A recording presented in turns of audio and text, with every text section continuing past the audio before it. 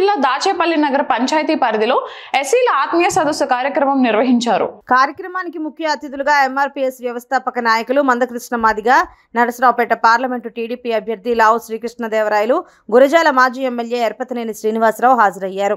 ఈ కార్యక్రమంలో వారు మాట్లాడారు. మన కృష్ణన్న ఈరోజు నడుం కట్టి ఈరోజు దేశవ్యాప్తంగా కూడా తిరుగుతున్నారు. దేశంలో మన జాతి కోసం ఒక అత్యుత్తమమైన నాయకుడిగా మిగిలారు.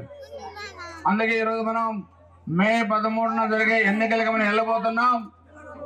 దానిలో భాగంగా ఈరోజు దాచపల్లి ఇక్కడే దళిత వాడలో ఎక్కడైతే మన మాదిగ సోదరులు ఉన్నారో అక్కడ ఈరోజు కృష్ణన్న మీటింగ్ కూడా పెట్టడం జరిగింది. అందరూ గుర్తుపెట్టుకోండి, మే 13 మీ ఓటు హక్కుతోని సైకోలను ఇంటికి పంపించాలి. ఇక్కడ ఎంపీ అభ్యర్థిగా ప్రస్తుత ఎంపీ సోదరులు లావు శ్రీకృష్ణదేవరాయ గారు మళ్ళీ పోటీ చేస్తున్నారు. శాసనసభకి వరుసగా 7వసారి మీ ఆశీస్సులతోనే నేను పోటీ చేస్తున్నాను. మీ అమూల్యమైన ఓటు 2 గుర్తులు సైకిల్ గుర్తుపై వేసి మీ దీవెనలు ఇవ్వాలి. నాకు సోదర సమానులు, నా అన్న, నాకు ఆత్మీయ సోదరుడు మా మందకృష్ణ నాకు 3 సంవత్సరాల అనుభవం, 30 సంవత్సరాల అనుబంధం ఉంది. నాకు 94-95లో కృష్ణన్న పరిచయం. నేను ఆ రోజు ఎమ్మెల్యే కోరస ఎర్రమంజిల్ ఎమ్మెల్యే కోరసలో ఫస్ట్ టైం ఎమ్మెల్యే కొన్నాను. కృష్ణన్న వచ్చారు ఆ రోజు. వారు చంద్రబాబు నాయుడు గారిని కలిసినప్పుడు మొట్టమొదటి ఎంఆర్పీఎస్ ఆఫీస్ నా ఎమ్మెల్యే కోటలోనే ఉండేదని చెప్పి కూడా మీ అందరూ కూడా తెలియజేస్తున్నాం. ఆ విధంగా 30 సంవత్సరాల అనుబంధం, ఒక అన్నదమ్ముల అనుబంధం నాది కృష్ణన్నది. అందుకే నేను కూడా మీ అన్నగా మీ తమ్ముడుగా ఎర్రపతినేని శ్రీనివాసరావు గారు ఎమ్మెల్యే అయినా, లావు శ్రీకృష్ణదేవరాయ గారు ఎంపీ అయినా మీ అన్న మీ తమ్ముడు అయినట్టే గుర్తుపెట్టుకోవాల్సిన అవసరం ఉందని తెలియజేసుకుంటూ ఇప్పుడు మన పార్లమెంటు అభ్యర్థి అన్యాయం చేశారన్నా 3 సాక్ష్యాలు చెప్తున్నా. నేను 3 సాక్ష్యాలు చెప్తున్నా.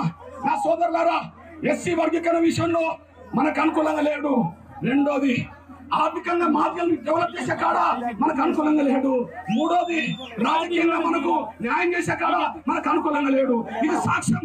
ఆ సాక్ష్యం చెప్తున్నా చూడండి. మొన్న ఫిబ్రవరి 6, 7, 8 తేదీలో సుప్రీంకోర్టులో చీఫ్ జస్టిస్ ఆధ్వర్యంలో 7 జడ్జిలతో ఉన్న రాజ్యాంగ ధర్మాసనం విచారణ చేసింది. ఆ విచారణకు కేంద్ర ప్రభుత్వం తరఫున ప్రధానమంత్రి గారు సొలిసిటర్ జనరల్ పంపించి, అటార్నీ జనరల్ పంపించి 3 రోజుల పాటు సుప్రీంకోర్టులో కూర్చుంటారు చేసి ఎస్సీ వర్గీకరణ అనుగుణంగా కేంద్రం వాదించింది. అన్ని ప్రభుత్వాలు వాదించినాయి. తెలంగాణ వాదించింది, కర్ణాటక వాదించింది, తమిళనాడు వాదించింది, హర్యానా వాదించింది, పంజాబ్ వాదించింది. కానీ ఆంధ్రప్రదేశ్ కేసే వర్గీకరణ అవుతే ఆంధ్రప్రదేశ్ తరఫున ఒక లాయర్ పెట్టమంటే మన తరఫున లాయర్ పెట్టాను ముఖ్యమంత్రి. ఈ ముఖ్యమంత్రి అంటే ఎస్సీ వర్గీకరణకు అనుకూలంగా ఒక లాయర్ పెట్టకపోవడం అంటే అర్థమైంది. ఎస్సీ వర్గీకరణ చేయించడం ఆయనకి ఇష్టం లేదనే విషయం రుజువైందనే విషయం కూడా మీరు మర్చిపోదు. రెండోది ఏంటిది, మాదిగ కార్పొరేషన్ పెట్టిండు. మాదిగ కార్పొరేషన్ పెట్టి ఆ మాదిగ కార్పొరేషన్ కు 5 సంవత్సరాల్లో 5 రూపాయలు ఇవ్వని ఒక మాదిగలకు ఎన్నుపోటు పరిచిన వ్యక్తి ఎవరంటే నన్ను కేవలం జగన్మోహన్ రెడ్డి అనేసి కూడా రుజువు అవుతున్నది. మూడోది, రాజకీయంగా మనకైనా ఎంత నష్టం తెస్తున్నాడో మన కళ్ళ ముందు కనిపిస్తున్నది. ఆ ఉదాహరణకు ఇవాళ 29 అసెంబ్లీ సీట్లు, ఎస్సీలకు 29 అసెంబ్లీ సీట్లు ఉంటే మాదిగలకి ఎన్ని ఇచ్చిండు, ఇతర సోదర వర్గానికి మాలలకి ఎన్ని ఇచ్చిండు. 29లో 19 మాలలకి ఇచ్చి 10 మాత్రమే మాదిగలకి ఇచ్చిండు. 19 మాలలకి ఇచ్చి 10 మాత్రమే మాదిగలకి ఇచ్చిండు. ఈ 3 జాలయా ఎస్సీ వర్గీకరణకు అనుకూలంగా లాయర్ని పెట్టకపోవడం అంటే మనకు వ్యతిరేకం కదా. 5 ఏళ్లలో మాదిగ కార్పొరేషన్ కు 5 రూపాయలు వెచ్చించకపోవడం అంటే మనకు అన్యాయం చేసినట్టు కదా. రిజర్వేషన్లలో ముఖ్యంగా రాజకీయ రిజర్వేషన్లలో 10 మాత్రమే మనకిచ్చి 19 వాళ్ళకి ఇవ్వడం అంటే మనకు అన్యాయం చేసినట్టే కదా. దీన్ని బట్టి జగన్మోహన్ రెడ్డి గారు మనకు వ్యతిరేకమని స్పష్టంగా రుజువు అవుతున్నప్పుడు ఆయనను ఓడించాల్సిన బాధ్యత ప్రతి మాదిగ బిడ్డ. ఆయన ఓడించాల్సిన బాధ్యత మాదిగ బిడ్డ మీద ఉన్నది మీరు మర్చిపోతారు కోరుతున్నాను. ఈ నేపథ్యంలోనే చంద్రబాబు నాయుడు గారి వైఖరి ఇప్పుడు మీరు ఆలోచించుకోండి. ఈ నేపథ్యంలోనే చంద్రబాబు నాయుడు గారి వైఖరి, కేంద్రంలో వైఖరి నరేంద్ర మోడీ గారు. అక్కడ రాహుల్ గాంధీ అయితే మనకు అనుకూలం కాదు, చరిత్ర సాక్ష్యం. నరేంద్ర మోడీ గారు అయితే మనకు అనుకూలం, చరిత్ర సాక్ష్యం.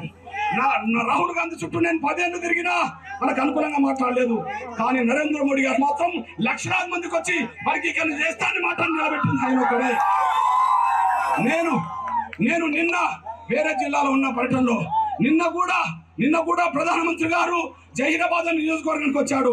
ఆ జహీరాబాద్ నియోజకవర్గం కూడా గౌరవ ప్రధానమంత్రి ఎస్సీ వర్గీకరణ త్వరలో చేస్తానని మాట ఇచ్చిన విషయం కూడా మీరు మర్చిపోదు.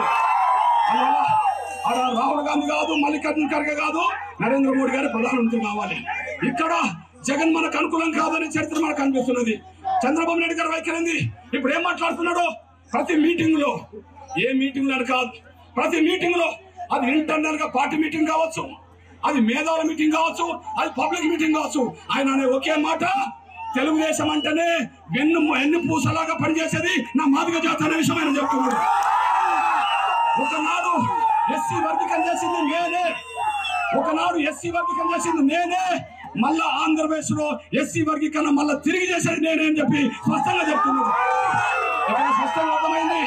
వర్గీకరణ వ్యతిరేకి జగన్, వర్గీకరణకు అనుకూలంగా బాబు అనే విషయం చరిత్ర సాక్ష్యంగా నిలబడ్డది. రాజకీయంగా చూద్దాం. 29 అసెంబ్లీ నియోజకవర్గాల్లో పొత్తులో భాగంగా 4 పోయినాయి, జనసేనకు 3 పోయినాయి, బీజేపీకి 1 పోయింది. బాబు గారి దగ్గర ఎస్సీలకు ఇవ్వడానికి సీట్లు ఎన్ని ఉన్నాయి? 25 ఉన్నాయి. ఆ 25లో మనకి ఎన్ని ఇచ్చిందంటే 25లో 11 సీట్లు మహిళలకు ఇస్తే 14 సీట్లు మాదిగలకు ఇచ్చిందని జగన్ ఇవ్వడానికి 29లో మనకి ఇచ్చింది 10. జగన్ ఇవ్వడానికి ఆయన చేతిలో 29 ఉన్నాయి డైరెక్ట్ గా, మనకి ఇచ్చింది 10, అటు ఇచ్చింది 19. కానీ చంద్రబాబు నాయుడు గారి చేతిలో 25 ఉన్నాయి, కానీ 25లో 14 మనకి ఇచ్చిందంటే బాబు గారు మన పక్షాన ఉన్నారని. ఇప్పుడు మీరు చెప్పండి, ఆర్థికంగా మనం డెవలప్ కావాలన్నా, రాజకీయంగా మనం పైకి రావాలన్నా, విద్యా ఉద్యోగ రంగంలో ముందుకు రావాలన్నా ఏం జరగాలి? ఏబిసిడి రావాలంటే బాబు రావాల్సిందే, ఆర్థికంగా ఎదగాలంటే బాబు రావాల్సిందే, రాజకీయంగా పైకి రావాలంటే బాబు రావాల్సిందే. బాబు రావాల్సిందంటే అన్న గెలవాల్సిందే, రావాల్సిందంటే అన్న గెలవాల్సిందే. నరేంద్ర మోడీ గారు ప్రధానమంత్రి కావాలంటే తమ్ముడు గెలవాల్సిందే. ఈ అన్న వెళ్తున్నా, నాకు శ్రీనన్న తోబట్టు సమానం, నాకు అన్న శ్రీకృష్ణదేవరాయ తోబట్టు సమానం, నా తమ్ముడు, మన తమ్ముడు. ఈ ఇద్దరు గెలుపు కోసం ఈ క్షణం నుంచి ఇంకా 10 రోజుల సమయం ఉన్నది. ఇంటింటికి వెళ్ళండి, వాడవాడికి వెళ్ళండి, అందరిని ఒప్పించండి.